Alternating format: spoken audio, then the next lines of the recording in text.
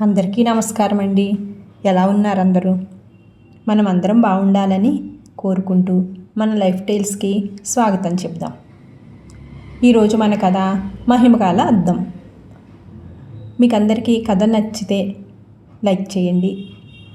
ఏమైనా సలహాలు సూచనలు ఉంటే కామెంట్ చేయండి. సరే, ఇప్పుడు మనం కథలోకి వెళ్ళిపోతాం. మహిమగల అద్దం. బేతాళ కథ. పట్టువదలని విక్రమార్కుడు చెట్టు వద్దకి తిరిగి వెళ్ళి చెట్టుపై నుంచి శవాన్ని దించి భుజాన వేసుకుని ఎప్పటిలాగే మౌనంగా శ్మశానం కేసి నడుస్తూ ఉన్నాడు. అప్పుడు శవంలోని బేతాళుడు, రాజా, నువ్వు ఏ మహిమగల అపూర్వ వస్తువుల్ని ఆశించి ఈ శ్మశానంలో పడరాని పాటలు పడుతున్నావో నాకు అర్థం కావటం లేదు. అపూర్వమైన దివ్య వస్తువులు కూడా ఒక్కొక్కసారి తమ మహిమలను కోల్పోయే అవకాశం ఉంటుంది. ఇందుకు నిదర్శనంగా ఒక మహిమగల అద్దాన్ని పొంది కూడా దాని వలన ఆశించినంత ప్రయోజనాన్ని సాధించలేక విపులుడైన ఒక రాజకుమారుడి కథ చెబుతాను, శ్రమ తెలియకుండా విను అంటూ ఇలా చెప్పడం ప్రారంభించాడు. నైమిసారణ్య ప్రాంతంలో జయేంద్రుడు అనే ముని నివసించేవాడు. సకల శాస్త్ర పారంగతుడైన ఆయన వద్దకి ఎందరో యువకులు వచ్చి శిష్యులుగా చేరేవారు. సింహపురి యువరాజు హిమదత్తుడు వారిలో ఒకడు. హిమదత్తుడు 4 ఏళ్ల పాటు జయేంద్రుడి ఆశ్రమంలో ఉండి సకల విద్యలు నేర్చుకున్నాడు. ఇక వీడ్కోలు సమయం వచ్చింది. ఆ సమయంలో తన శిష్యులకి వాళ్ళ యోగ్యతను బట్టి జయేంద్రుడు ఏదో ఒక కానుక ఇస్తూ ఉండటం అలవాటు. ఆయన ఆప్యాయంగా హిమదత్తుణ్ణి తలనిమిరి, నాయనా, నేటితో నీ విద్యాభ్యాసం పూర్తయింది. సింహపురికి బావి మహారాజువు నీవే కదా, నీకు ఉపయోగపడగల ఒక కానుకను ఇవ్వాలి అనుకుంటున్నాను అని తన తాటాకుల బుట్టలో నుంచి వలయాకారంలో ఉన్న ఒక దంతపు అద్దాన్ని బయటకు తీసి, ఇది మహిమగల అద్దం. దీని ముందు నిలబడిన వ్యక్తిని గురించి ఎటువంటి సమాచారాన్నైనా ఈ అద్దం అందివ్వగలదు. బుద్ధి కుశలతో ఈ అద్దాన్ని ఉపయోగించి ప్రయోజనాన్ని పొందు. సమర్థుడైన పాలకుడిగా పేరు తెచ్చుకో. నీకు అవసరం లేదు అని అనుకున్నప్పుడు ఈ మహిమగల అద్దాన్ని నాకు తిరిగి ఇచ్చేయి అని చెప్పాడు. హిమదత్తుడు గురువుకి తన కృతజ్ఞతను చెప్పుకొని సింహపురికి తిరిగి వచ్చిన కొంతకాలానికి మహారాజుగా పట్టాభిషిక్తుడయ్యాడు. ఒకనాడు సింహళ దేశం నుంచి వీరభూపతి అనే మల్లయోధుడు, ధీరసింహుడు అనే ఖడ్గ విద్యా నిపుణుడు, భూపాలవర్మ అనే మేటి విలుకాడు సింహపురికి వచ్చారు. వాళ్ళు రాజు హిమదత్తుణ్ణి దర్శనం చేసుకొని, మహారాజా, మా ముగ్గురిలో ఎవరు అధికులో ఇంతవరకు ఎవరూ తేల్చి చెప్పలేకపోయారు. మీ వద్ద ఒక మహిమగల అద్దం ఉన్నదని, దాని సహాయంతో మీరు ఎన్నో జటిల సమస్యలను పరిష్కారం చేస్తున్నారని తెలిసి మీ వద్దకి వచ్చాము. మా సమస్యను పరిష్కరిస్తారని వచ్చాము. మా వివాదాన్ని కూడా అద్దం సహాయంతో పరిష్కరించండి అని కోరారు. ఆ తర్వాత యుద్ధ విద్యలలో వాళ్ళ సామర్థ్యం అపూర్వమైనదని వాళ్ళ ప్రదర్శనను చూసి హిమదత్తుడు అర్థం చేసుకున్నాడు. ఆ ముగ్గురు వీరులను అద్దం ముందు నిలబెట్టి, మహిమగల అద్దమా, ఈ ముగ్గురు వీరులలో మహావీరుడెవరో నీవే తేల్చి చెప్పు అన్నాడు. అద్దం నుంచి ఎటువంటి సమాధానం రాలేదు. హిమదత్తుడు నివ్వెరపోయాడు. 2-3 సార్లు అడిగి చూసినా ఫలితం లేకపోయింది. ఆ అద్దం కూడా తమ సమస్యను పరిష్కరించలేకపోయినందుకు ఆ ముగ్గురు వీరులు విచారిస్తూ వెళ్ళిపోయారు. కొన్నాళ్ళు గడిచాక కోసల దేశం నుంచి ధూమకేతు, వజ్రబాహు అనే మల్లయోధులు హిమదత్తుడి దగ్గరికి వచ్చారు. వాళ్ళది కూడా తమ ఇరువిరిలో ఎవరు గొప్ప అనే సమస్య. ఎన్నిసార్లు ఆ ఇద్దరు మల్లయుద్ధ పోటీలలో పాల్గొన్నా ఇద్దరూ సమఉజ్జీలుగానే నిలబడుతూ ఉన్నారు. అందుకు కారణం హిమదత్తుడు సమతీర్చి గత అనుభవం మూలంగా అద్దం మహిమను సంశయిస్తూనే, మహిమగల అద్దమా, ఈ ఇద్దరిలో ఎవరు గొప్ప, నువ్వే తేల్చు చెప్పాలి అని అడిగాడు.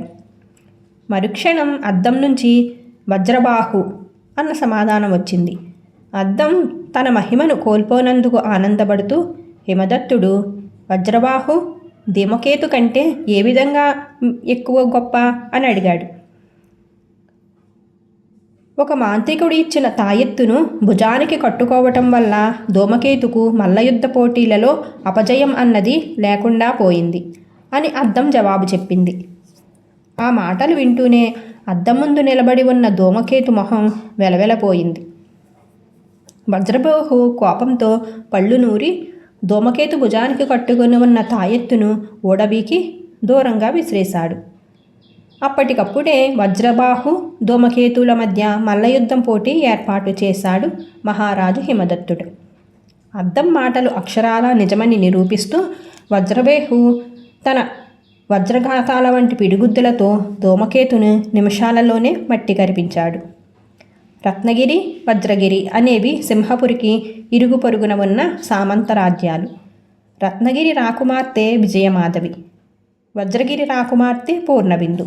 ఇద్దరూ జగదేక సుందరులని రాజు హిమదత్తుడు ఇదివరకే విని ఉన్నాడు.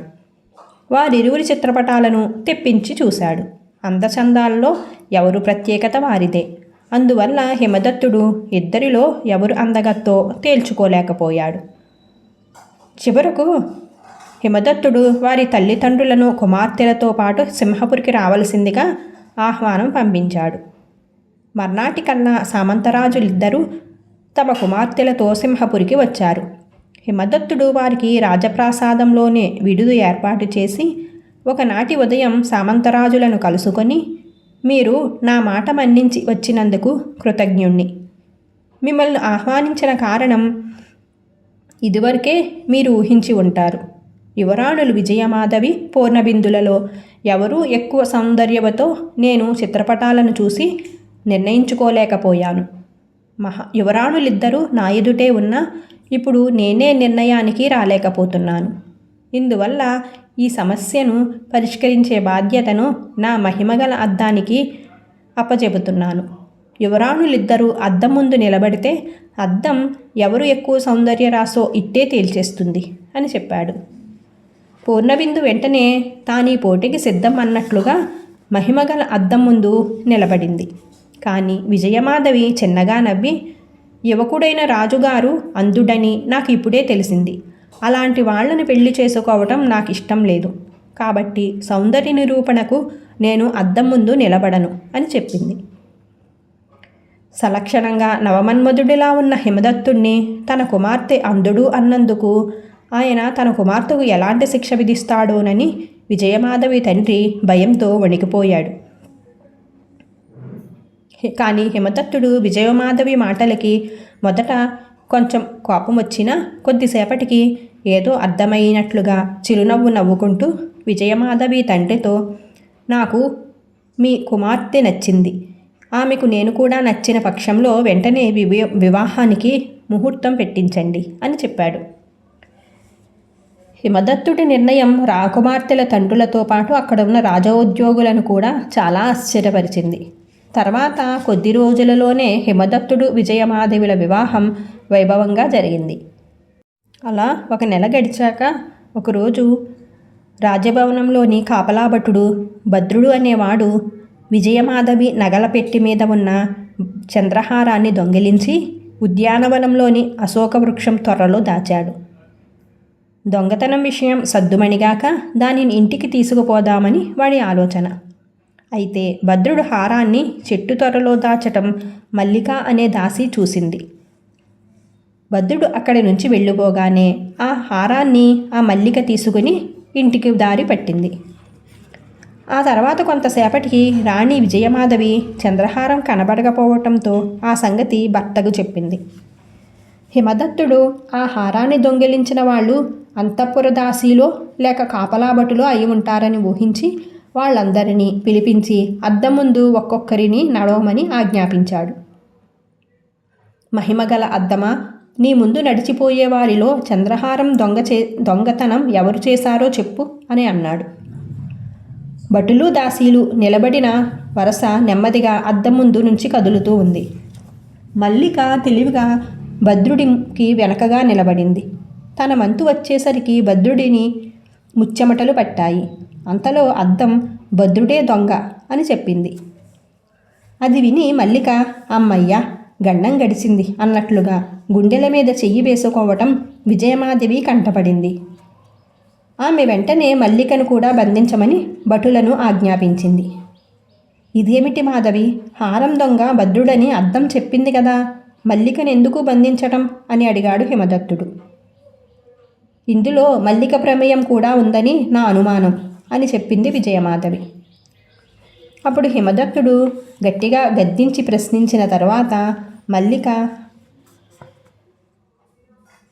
మహారాజు పాదాల మీద పడి జరిగిందంతా చెప్పి ఇంటికి పోయి హారాన్ని తెచ్చి ఇచ్చేసింది. హిమదత్తుడు హారాన్ని విజయమాధవి మెడలో వేసి ఆమె సున్నితమైన పరిశీలనా దృష్టిని అభినందించాడు.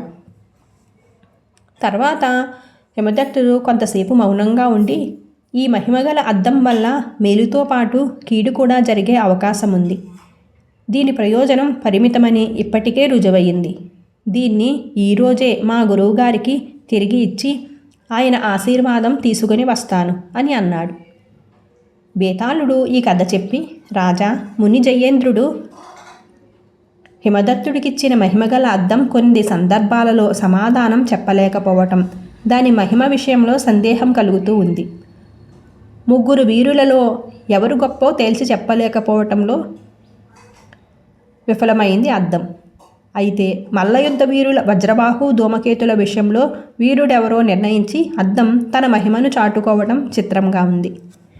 ఇక రాకుమార్తెల సౌందర్య పరీక్ష విషయానికొస్తే విజయమాధవి అద్దం ముందు నిలబడటానికి ఎందుకు నిరాకరించిందో అంతుబట్టదు. బహుశా తాను రాకుమారి పూర్ణబిందుతో పోటీపడి నెగ్గలేనన్న భయం వల్ల కావచ్చు. అంతవరకు బాగానే ఉంది. కానీ ఏ అంగవైకల్యమూ లేని ఎంతో స్ఫురద్రూపి అయిన హిమదత్తుణ్ణి అంధుడని హేళన చేయటం అవివేక లక్షణం కాదా? అలాంటి దాన్ని జీవిత భాగస్వామిని చేసుకున్న హిమదత్తుణ్ణి మూర్ఖుడు అనక తప్పుతుందా? మహిమగల అద్దం వల్ల మేలుతో పాటు కీడు కూడా జరుగుతుందని హిమదత్తుడు భావించడమేమిటి? ఆ అద్దాన్ని తన గురువుకు ఇచ్చేయాలనుకోవటం తెలివి తక్కువ పని కాదా? ఈ సందేహాలకు సమాధానం తెలిసి కూడా చెప్పకపోయావో నీ తల పగిలిపోతుంది అని అన్నాడు. దానికి విక్రమార్కుడు, ముని జయేంద్రుడు హిమదత్తుడికిచ్చిన అద్దం మహిమగలదని అనటంలో ఎలాంటి సందేహమూ లేదు. అయితే ఆ మహిమలకు కొన్ని పరిమితులున్న మాట కూడా నిజం. సింహాళం నుంచి వచ్చిన వీరభూపతి, ధీరసింహుడు, భూపాలవర్మ ఈ 3 కూడా ఏమాత్రం పొంతలలేని యుద్ధ విద్యలలో నిపుణులు. ఒకరితో ఒకటి సంబంధమే లేదు. కాబట్టి వారి మధ్య పోటీ సమన్వయం లేనిదవుతుంది. ఆ కారణం వల్లనే అద్దం 3 వీరులలో ఎవరు ఎక్కువ గొప్పో తేల్చి చెప్పలేకపోయింది. ఎవరి విద్యలో వాళ్లే గొప్ప. 3 కలిపి ఒక్కటే చెప్పలేదు కదా. ఇక వజ్రదేహు, ధూమకేతు ఒకే యుద్ధ విద్యలో నిపుణులు కాబట్టి అద్దం వాళ్లల్లో ఎవరు గొప్పో తేల్చి చెప్పగలిగింది. ఇకపోతే రాజకుమారి విజయమాధవి అద్దం ముందు నిలబడటానికి నిరాకరించిన కారణం తను సౌందర్య పరీక్షలో నెగ్గలేనేమో అన్న భయంతో కాదు.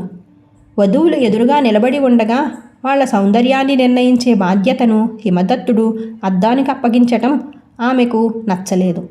అందువల్లనే ఆమె హిమదత్తుణ్ణి అంధుడు అని అంది.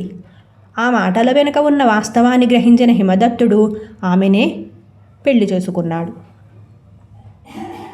మహిమగల అద్దానికున్న పరిమితులను పసిగట్టి మల్లిక వంటి దాసి కూడా నేరం చేసి తప్పించుకోవాలి అని అనుకుంది. విజయమాధవి సూక్ష్మ పరిశీలన వల్లనే ఆమె పట్టుబడింది.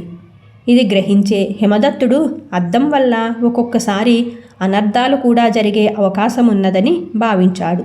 మహిమగల సాధనాల కంటే మానవ మేధస్సును ఉపయోగించి సమస్యలను పరిష్కరించడం రాజ్యపాలకుడిగా రాజుకి కర్తవ్యం అని గుర్తించి దానిని తిరిగి మునికి ఇచ్చేయాలని నిర్ణయించుకున్నాడు.